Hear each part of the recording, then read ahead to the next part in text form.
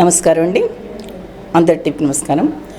ఇప్పుడు కొన్ని సంఘటనలు చూస్తూ ఉంటే అసలు మనం ఆధునిక సమాజంలో ఉన్నామా, ఆటవిక కాలంలో ఉన్నావా అన్న ఆలోచన వస్తుందండి. ఎందుకంటే కొన్ని సంఘటనలు పేపర్లో చదువుతుంటే అసలు ఇంత దారుణంగా కూడా మనుషులు చేస్తారన్న ఆలోచన.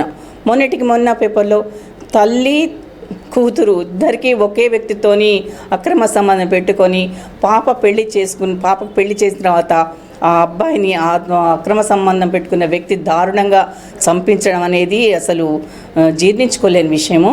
అసలు ఆ అబ్బాయి చేసిన పాపం ఏంటి? ఆ అమ్మాయిని పెళ్లి చేసుకోవడమా? ఊరికి అబ్బాయిని వదిలేస్తే పోయేది కదా.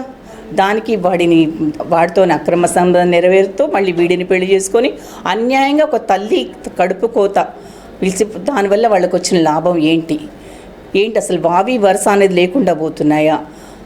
ఆటవిక కాలంలోనన్నా కనీసం అప్పుడు కొద్దో గొప్ప ఇది ఉండేది, కానీ ఆధునిక సమాజంలో పెరుగుతున్నటువంటి వాళ్ళు అంతకంటే దారుణంగా ప్రవర్తించి వరుస వావి లేకుండా తల్లికి పిల్లకు కూడా తేడా లేకుండా అంత నీచానికి పాల్పడుతున్నారు.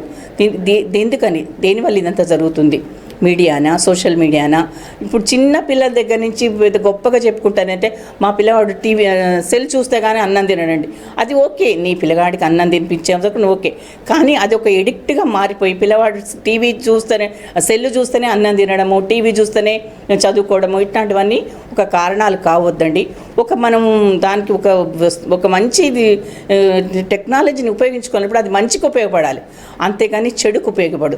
ఇప్పుడు ఈ సోషల్ మీడియాలో జరుగుతున్నటువంటి అక్రమాలు ఇవి చూస్తూ వాటికి పిల్లలు దానికి కూడా బానిసలైపోయి ఇది చేస్తే దాంట్లో చూపిస్తున్నారు కదా, మేమెందుకు చేయకూడదు అన్న ఇదిలో చాలామంది పిల్లలు, ముఖ్యంగా యూత్, అది ఒకసారి ప్రయోగంలాగా చేసి దాన్ని మిస్యూజ్ చేస్తున్నారు.